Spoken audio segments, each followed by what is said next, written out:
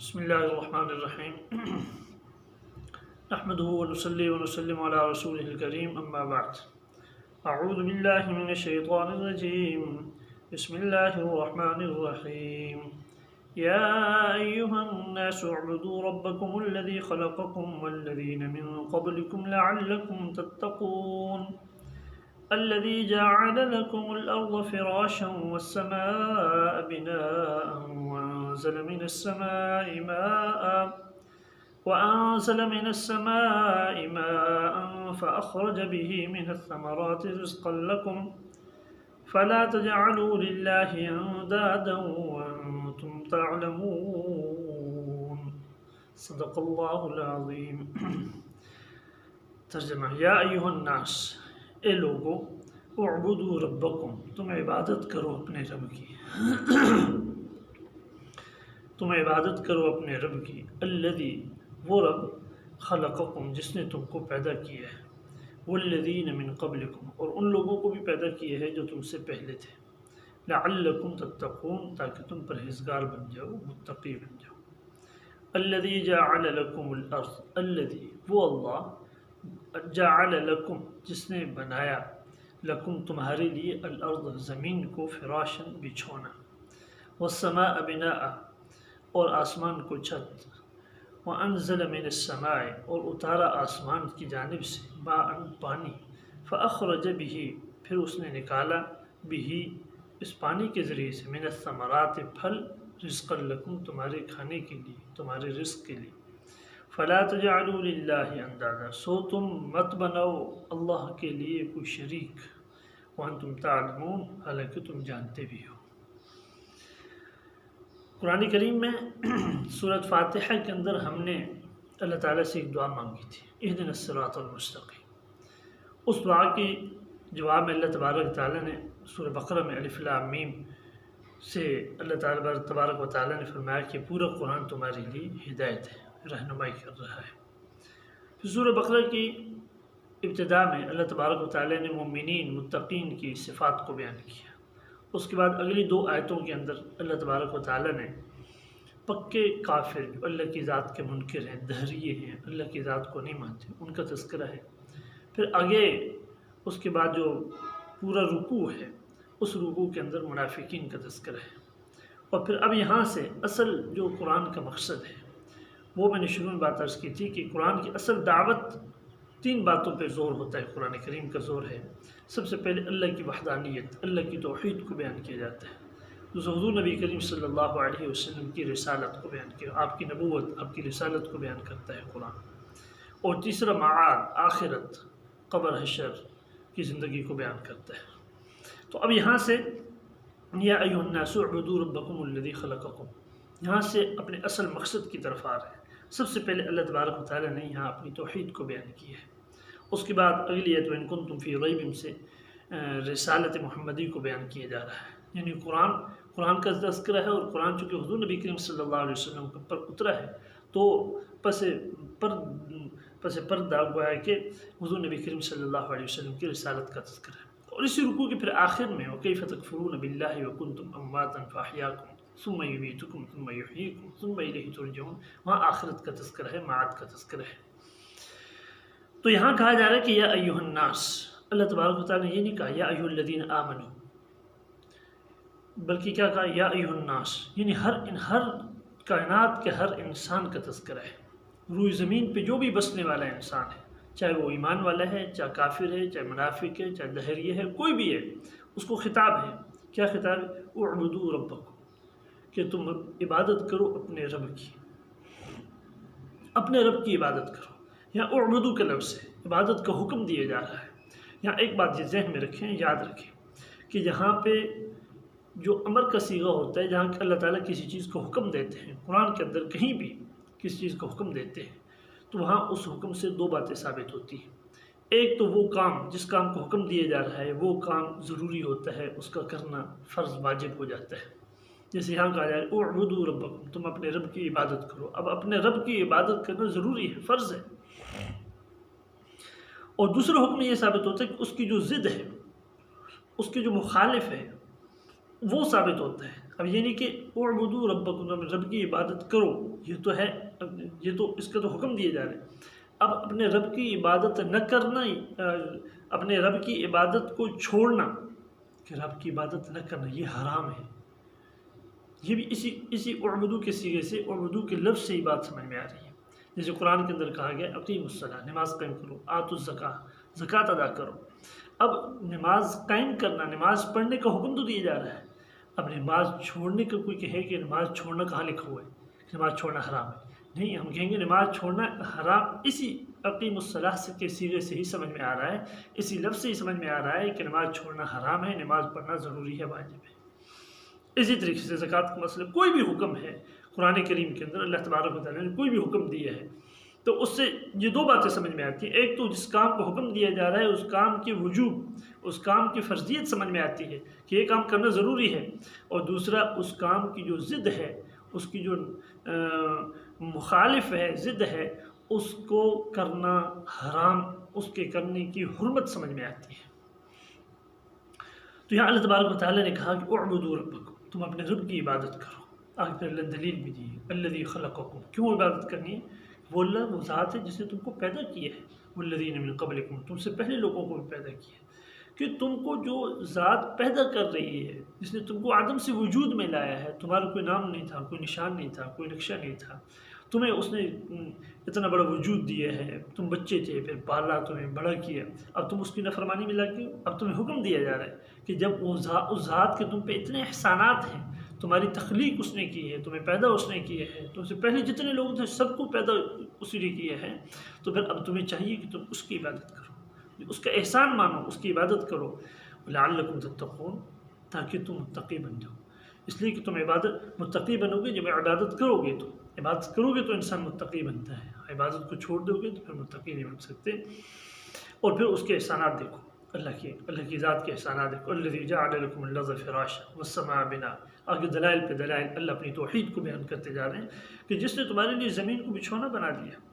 اور آسمان کو چھت بنا دیا، اور آسمان سے پانی اتارا، اور پانی اتار کے اس پانی کے ذریعے سے تمہارے لیے پھل اور باغات اگائے، تمہاری روزی کا انتظام کیا۔ اللہ نے دیکھو نا، اللہ تبارک و تعالیٰ نے زمین بھی بنا دی، آسمان بھی بنا دیا، تمہیں بھی بنا دیا، پانی بھی اتار دیا۔ اب یہ نہیں کہا کہ تم خود ہی جو ہے کاشت کرو، خود ہی لگاؤ، خود ہی پانی لگاؤ، خود ہی اگاؤ، نہیں، بلکہ فرمایا فَأَخْرَجَ بِهِ مِنَ الثَّمَرَاتِ رِزْقًا لَكُمْ، اللہ خود نکال رہے ہیں، اللہ فرما رہے ہیں کہ میں پانی بھی میں اتارتا ہوں، تمہاری کھیتیوں کو پانی بھی میں لگاتا ہوں، اور اس کے ذریعے سے پھل اگانے والی ذات بھی میری ذات ہے، لہٰذا مجھے پہچانو، مجھے پکارو، مجھے پہچانو، میری عبادت کے اندر لگو، در در کی ٹھوکریں نہ کھاؤ، در در پہ سجدے نہ کرو، در در پہ نہ جاؤ، اعبدوا ربکم، ایک میری عبادت کرو، اس رب کی عبادت کرو جس نے تم کو پیدا کیا ہے، جو در در کی نہیں، ایک اس رب کی بات جس نے تم کو پیدا کیا ہے، تم سے پہلے لوگوں کو بھی پیدا کیا ہے، تمہارے لیے اتنی نعمتیں، فرمایا اللہ تبارک و تعالیٰ فرما رہے ہیں کائنات کا ذرہ ذرہ میری توحید کی دلیل ہے، یعنی آپ کائنات کے اندر کہیں بھی کسی چیز پہ بھی غور کرو گے، کسی چیز پہ بھی تھوڑی سی غور و فکر کرو گے تو اللہ فرماتے ہیں اس کے اندر سے میں نظر آؤں گا، میں رب تمہیں اس کے اندر سے نظر آؤں۔ آسمان میں غور کرو تو آسمان کی وسعتیں اور آسمان کی بلندیاں اور آسمان کی وسعتیں تمہیں بتائیں گی کہ اس آسمان کو بنانے والی ذات ایک اللہ کی ذات ہے۔ زمین کی وسعتیں اور زمین کا یہ پھیلاؤ تمہیں بتائے گا، اس میں غور کرو گے تمہیں بتائے گا کہ اس زمین کی وسعتوں کے اندر کوئی ایسی ذات پوشیدہ ہے جس نے اس کو بنایا ہے۔ ہاں، تو کائنات کی کوئی بھی چیز ہے، کوئی بھی ذرہ ہے، اس کے اندر پتہ غور و فکر کرو گے تو اللہ تبارک و تعالیٰ بتائیں گے تمہیں اس میں اللہ نظر آئے گا، تمہیں ہر چیز کے اندر اللہ نظر آئے گا۔ جیسے علماء نے ایک واقعہ لکھا امام حنیفہ رحمۃ اللہ علیہ کا کہ ایک دہریے کے ساتھ مناظرہ ہو گیا، مناظرے کی تاریخ طے ہو گئی، کس بات پہ؟ اسی بات پہ کہ وہ کہتا ہے کہ یہ سارا نظام کائنات قدرت یہ اپنی فطرت پہ چل رہا ہے، خود ہی چل رہا ہے، خود ہی انسان مرتا ہے، خود ہی جیتا ہے، یہ نظام سمجھ دن کا آنا، رات کا جانا، ہواؤں کا چلنا، بارشوں کا نظام، یہ سارا خود بخود ہے، اس پہ کوئی اس کو چلانے والا نہیں ہے۔ تو اللہ تبارک امام حنیفہ رحمۃ اللہ علیہ سے اس کے ساتھ اس بات پہ مناظرہ ہو گیا، حنیفہ رحمۃ اللہ علیہ تاریخ طے ہو گئی، فلاں تاریخ کو مناظرہ ہو گیا،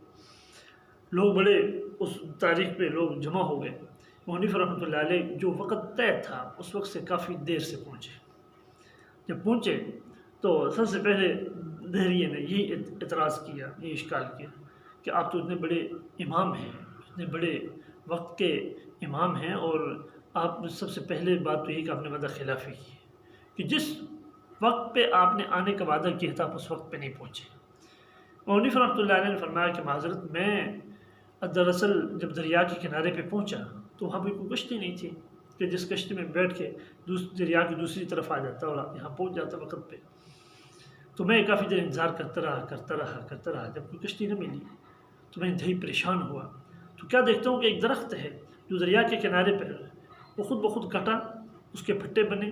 اور پھٹے پہ خود بخود جڑے، اور پھر وہ کشتی خود بخود کشتی بنی اور وہ دریا کے اندر آئی اور میں اس پہ بیٹھا، اور بغیر کسی چلانے والے کے، بغیر کسی ملاح کے، بغیر کسی کشتی بان کے وہ خود کشتی چلی اور دوسرے کنارے پہ پہنچی اور میں اترا، میں یہاں پہنچ گیا۔ تو دریا کہنے لگا لوگوں سے کہ دیکھو لوگوں، یہ تمہارا امام ہے، یہ کیسا امام ہے؟ اس کا دماغ خراب ہے یا کیا ہو گیا اس کو؟ ایک دیر سے آیا، جو مناظر کا وقت طے تھا اس وقت پہ نہیں پہنچا، وعدہ خلافی کی، تو پھر اوپر سے اتنی بڑی بات کہ بغیر یہ بھی بھلا سوچو اپنے دماغ سے کہ بھلا درخت بھی خود بخود کٹ سکتا ہے، اس کے پھٹے بن سکتے ہیں، خود بخود پھٹے جڑ سکتے ہیں، کشتی بن سکتی ہے، اور پھر کشتی بغیر کسی ملاح کے، بغیر کسی کشتی بان کے دریا کے ایک کنارے سے دوسرے کنارے جا سکتی ہے۔ امام حنیفہ رحمۃ اللہ علیہ فرمانے لگے کہ بس میں یہی بات آپ کو سمجھانے آیا تھا، یہی بات میں آپ کو سمجھانے آیا تھا کہ اگر میری ایک کشتی خود بخود درخت چر نہیں سکتا، خود بخود اس کے تختے بن نہیں سکتے، کشتی بن نہیں سکتی، کشتی بغیر کسی ملاح کشتی بان کے کشتی چل نہیں سکتی، دریا کے ایک کنارے سے دوسرے کنارے نہیں پہنچ سکتی، تو اتنا بڑا آسمان، اتنی بڑی کائنات، اتنی بڑی زمین، یہ بغیر کسی چلانے والے کے کیسے چل سکتی ہے؟ تو حنیفہ رحمۃ اللہ علیہ مناظرہ جیت گئے۔ تو اس کو بات سمجھ آ گئی، لوگوں کو بات سمجھ آ گئی کہ واقعی ایک چھوٹی سی کشتی اگر نہیں بن سکتی، چل سکتی، تو اتنے بڑے جو ہے نا وہ نظام کیسے بغیر کسی چلانے والے کے چل سکتا ہے۔ امام شافعی رحمۃ اللہ علیہ سے کسی نے پوچھا نا کہ آپ اللہ کی ذات کو کیسے پہچانا، اللہ کی ذات کو کیسے پہچانا کہ اللہ واقعی اللہ وحدہ لا شریک ہے؟ تو فرمانے لگے کہ اللہ تبارک و تعالیٰ کی ذات کو میں نے ایک شہتوت کے پتے سے پہچانا ہے۔ نہ وہ کیسے؟ میں اس لیے کہ اگر وہ شہتوت کا پتا ہرن کھاتی ہے تو ہرن کے ناف سے مشک اور کستوری بنتا ہے، اور اگر وہ شہد کی مکھی کھاتی ہے تو وہ شہتوت کا پتا، شہد کی مکھی اگر کھاتی ہے، اس کو سونگھتی ہے، خوشبو سونگھتی ہے تو وہ ایک شہد بنتا ہے، اور اگر بکری کھاتی ہے تو اس سے دودھ بنتا ہے۔ تو میں پہچان گیا کہ ہاں واقعتاً شہتوت کے پتے کے اندر تو کوئی کمال نہیں ہے، پتہ تو ایک ہی ہے، لیکن جب مختلف منہ کے اندر جاتا ہے، مختلف جانوروں کی منہ کے اندر جاتا ہے تو مختلف چیزیں نظر آتی ہیں، مختلف چیزیں بنتی نظر آتی ہیں۔ تو اس سے پتہ چلا کہ حقیقت میں پتے کے اندر کوئی کمال نہیں ہے، اس پتے کو بنانے والے کے اندر کوئی کمال ہے۔ بھائی یہ بنانے والے کا کمال ہے کہ جو بنانے والا ہے اس پتے کا، اس درخت کو جو اگانے والا ہے، اصل کمال اس کا ہے۔ تو اللہ تبارک و تعالیٰ یہ بتا رہے کہ میری ذات کو پہچانو، میری ذات کو پہچانو، میری عبادت کرو، پھر آخر میں فلا تجعلوا للہ اندادا،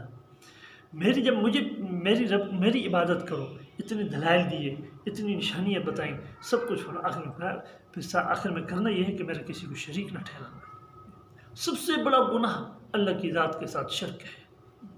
میرے ساتھ کسی کو شریک نہ ٹھہرانا، ندن،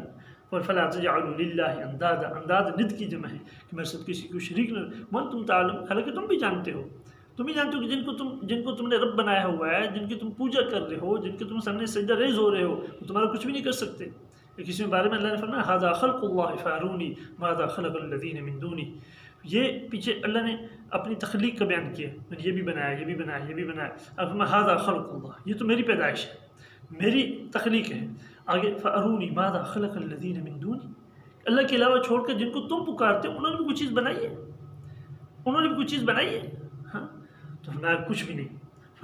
اس لیے فلا تجعلوا للہ اندادا، وہ تمہیں پتہ بھی ہے وہ کچھ بھی نہیں بنا سکتے، کچھ بھی نہیں کر سکتے، وہ ایک بال بھی بیگا نہیں کر سکتے، یہ بھی تمہیں پتہ ہے، وانتم تعلمون، تم جانتے بھی ہو ساری چیزوں کو، لہٰذا فرمایا مجھے شریک نہ ٹھہراؤ، اور قیامت کے دن شرک کی معافی نہیں ہے، سارے گناہوں کو اللہ معاف کر دیں گے، لیکن اللہ تبارک و تعالیٰ شرک کو معاف نہیں کریں گے۔ اس لیے اللہ تبارک و تعالیٰ سے دعا ہے کہ اللہ تعالیٰ ہم سب کو خالصتاً اپنی توحید پہ ایمان رکھنے کی توفیق عطا فرمائے، اور شرک کی ہر